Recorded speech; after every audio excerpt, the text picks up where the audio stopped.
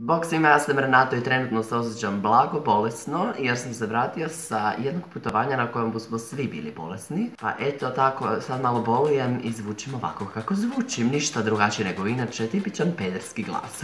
Odmah na početku jedna reklamica, kao što znate, pjevam u Akademskom zboru Filozofskog fakulteta Concordia Discourse, koji okuplja ne samo filozofe, nego i sve ostale studente našeg zagrebačkog sveučilišta, pa ako bi netko želio pristupiti našem zboru, audicije će biti negdje 13.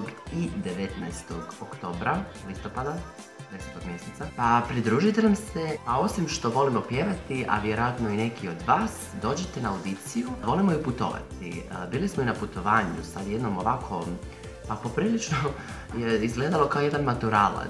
Posjetili smo Boku Kotorsku, Dubrovnik i Metković, otud malo i moje bolovanje. Sad kad sam riješio reklamu, idemo na ozbiljne stvari. Ono što se trenutno događa u svijetu su žene. Žene su se događale i prije, a žene se događaju i sad. Ono što mene trenutno brine, ne kao ženu, jer sam malo ženstven, ali nemam baš ta reproduktivna svojstva koja bi mogla dati dijete, barem ne u 2016.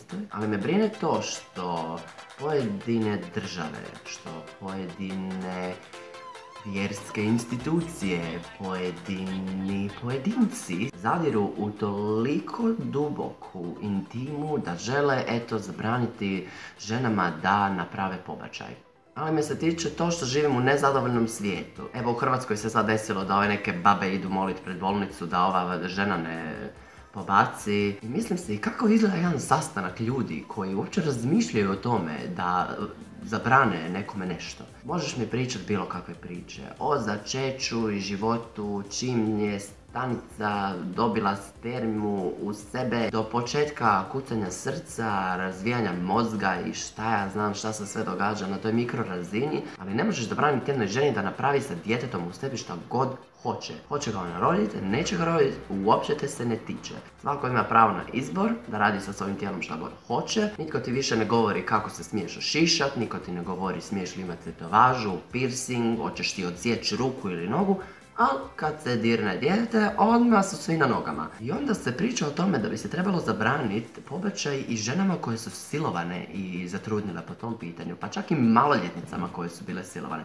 Pa mislim, ljudi, jeste vi blago retardirani i ne malo jače. Ne možeš mi zadirati u ženu toliko da ideš na nekakvoj zakonskoj osnovi zabranjivati njoj da radi sa svojim tijelom šta god želi. I evo zamislimo situaciju. Ja sam studentica prve godine fakulteta, želim biti malo otkačena, malo sam se možda napila, nisam koristila kondom, ups, zatrudnila sam. Moji starci me jedva financiraju da se školujem, a eto sad meni država brani da to pobacim, nego bi bilo bolje da ja to rodim, da 9 mjeseci ulažem u nešto što ne želim i da na kraju to dijete ostavim negdje pred nekim vatrogasnim domom, u nekoj posvajalačkoj kući, da ga nekome dam i da to dijete odrasta, pitaj Boga gdje, ili da ga ja odgajam u nekakvim ekstremnim uvjetima gdje ne mogu platiti grijanje, gdje ne mogu platiti pelene, gdje ne mogu ništa platiti, danas je sve novac. To je puno je bolje zabraniti ženi da pobaci i da odgoji dijete u jednoj srednjovjekovnoj atmosferi gdje su svi prljavi, nečisti i šire bolesti. I na kraju, dijete umre za godinu dana jer se niko nije mogao brinuti o njemu. Da.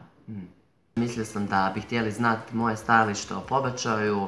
To je dakle, ko želi pobacit će, ko ne želi imat će dijete. Ne bi se trebalo pitati nikoga, pogotovo ne masu. Treba li nekoj ženi zabraniti nešto s njenim tijelom? Pusti ju na miru. Nek rodi, ako hoće roditi, nek ne rodi, ako neće roditi. Jednostavnije ne može. Ako ste se našli u situaciji da vas disrespektaju, bili muškarac ili žena, slobodno im odbrusite sa jednim ko te jebe, tijelo je moje i radit ću s njim šta god hoću. Vidimo se sljedeći tjedan, čao, pusa, bok! Ne, nego se pitao frenda kao, ajmo idemo na cugu i usput lovit pokemone. Ej, idemo se šetat i usput lovit pokemone.